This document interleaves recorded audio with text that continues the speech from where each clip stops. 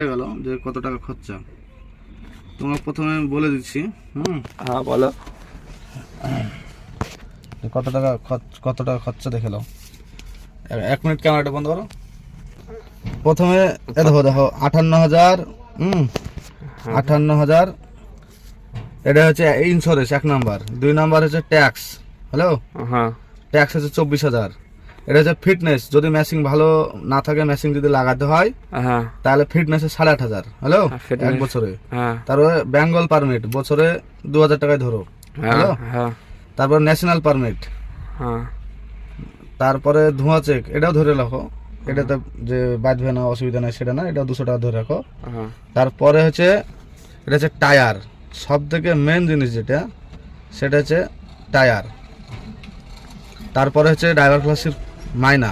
Driver ক্লাসের মাইনা হুম 1,65,000 তো। তাহলে ড্রাইভার ক্লাসের মাইনা হয়ে গেলো।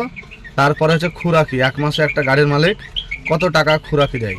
হ্যালো, তারপরে স্টার, 1,32,000 তারপরে এটা বুঝতে পারলে। তারপরে গাড়ির কাজ, গাড়ির কাজ আছে। গাড়ির কাজ হবে মোটামুটি 1 লাখ টাকা।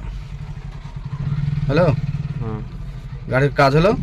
তারপরে স্টার অ্যাক্সিডেন্ট ফ্যাক্সিডেন্ট হেড্ডা ফেড্ডা 50,000 ধরো। তাহলে তাহলে কত টাকা হলো?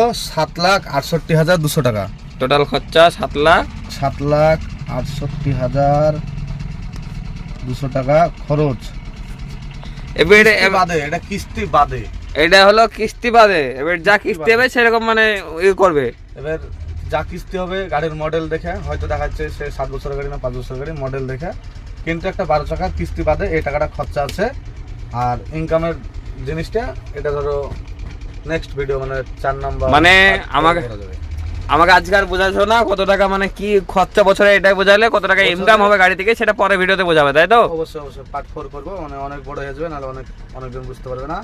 তবে 1 বছরে দেখতে পাচ্ছ এখানে লেখা আছে, দেখো 7,68,200 টাকা খরচা একটা 12 চাকা গাড়িতে। মানে অরিজিনাল ভাবো, কাগজ ভরে টায়ার নতুন দিয়ে, মানে অরিজিনাল, হ্যাঁ মানে কোনো ডুপ্লিসিটি নাই। বুঝতে পারছি। এটা কিস্তি বাদে।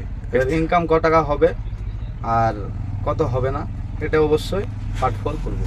তো ঠিক আছে তাহলে ভাই, আমি ক্যামেরা বন্ধ করছি, ভালো করে বুঝতে পারলাম, আর আমার ভালোবাসা মানুষগুলো বুঝতে পারলো।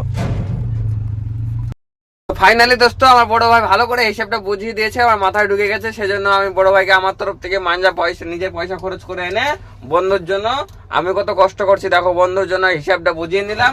তো আমার বড় ভাইকে ঠান্ডা দিয়ে দিয়েছি, ঠান্ডাটা এবার খাবে। তো এবার আমরা ঠান্ডা খেয়ে ঠান্ডা হয়ে যাচ্ছি, তো তোমরাও ঠান্ডা খেয়ে ঠান্ডা হয়ে যাও। হিসাবটা পরিষ্কার বুঝতে পেরেছো?